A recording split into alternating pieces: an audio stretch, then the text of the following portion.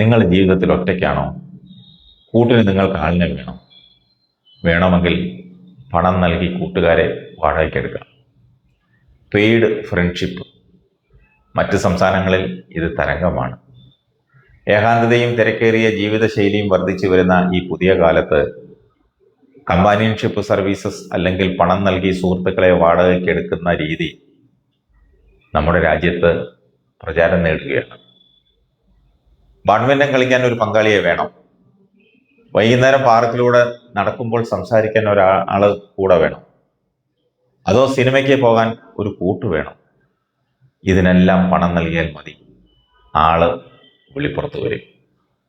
നിശ്ചിത തുക ഫീസായി നൽകിയാൽ ഒരു സുഹൃത്തിനെ മണിക്കൂർ അടിസ്ഥാനത്തിൽ വാടകയ്ക്ക് നൽകുന്നതാണ് പെയ്ഡ് ഫ്രണ്ട്ഷിപ്പ്.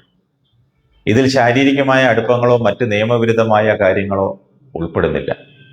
തികച്ചും മാന്യമായ സൗഹൃദം മാത്രമാണ് ഇത്തരം പ്ലാറ്റ്ഫോമുകൾ വാഗ്ദാനം ചെയ്യുന്നത്.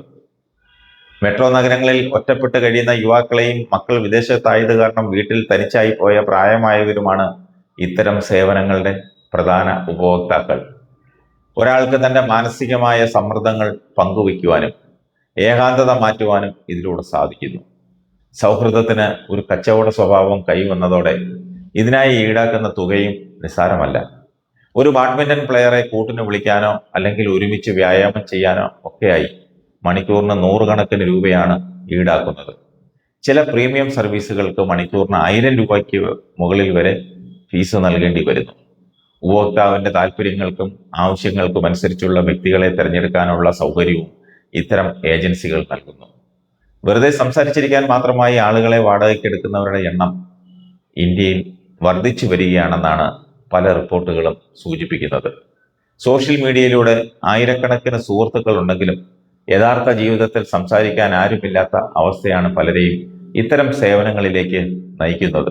ജപ്പാനിലും അമേരിക്കയിലും വർഷങ്ങളായി നിലനിൽക്കുന്ന റെന്റ് എ ഫ്രണ്ട് സംസ്കാരം ഇപ്പോൾ നമ്മുടെ രാജ്യത്തും ചൂടുറപ്പിക്കുകയാണ്. നഗരങ്ങളിലെ ഒറ്റപ്പെട്ട ജീവിതവും അയൽവക്കങ്ങളിലെ ബന്ധങ്ങളുടെ തകർച്ചയും ഇതിന് പ്രധാന കാരണമായി സാമൂഹ്യ നിരീക്ഷകർ ചൂണ്ടിക്കാട്ടുന്നു. മനുഷ്യവികാരങ്ങളെ പോലും കച്ചവടവൽക്കരിക്കുന്ന ഒരു വിപണിയായി സൗഹൃദം മാറുന്നത് വലിയൊരു സാമൂഹിക മാറ്റത്തിന്റെ സൂചനയാണ്. അപരിചിതരായ വ്യക്തികളെ കൂട്ടിന് വിളിക്കുമ്പോൾ ഉണ്ടാകാവുന്ന സുരക്ഷാ പ്രശ്നങ്ങൾ അതൊക്കെ കണക്കിലെടുത്ത് ഇത്തരം പ്ലാറ്റ്ഫോമുകൾ കർശനമായ പരിശോധനകൾ നടത്തുന്നുണ്ട്. സേവനം നൽകുന്നവരുടെ ക്രിമിനൽ പശ്ചാത്തലം അത് പരിശോധിക്കാനും KYC നടപടികൾ പൂർത്തിയാക്കാനും ഏജൻസികൾ ശ്രദ്ധിക്കുന്നു.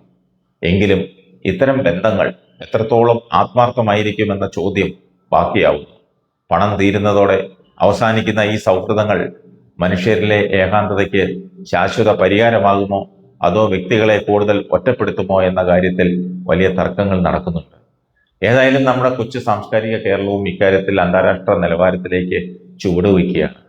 സമീപ ഭാവിയിൽ തന്നെ പെയ്ഡ് ഫ്രണ്ട്ഷിപ്പ് കമ്പനികളുടെ പരസ്യം നമ്മുടെ മുന്നിലേക്ക് എത്തും.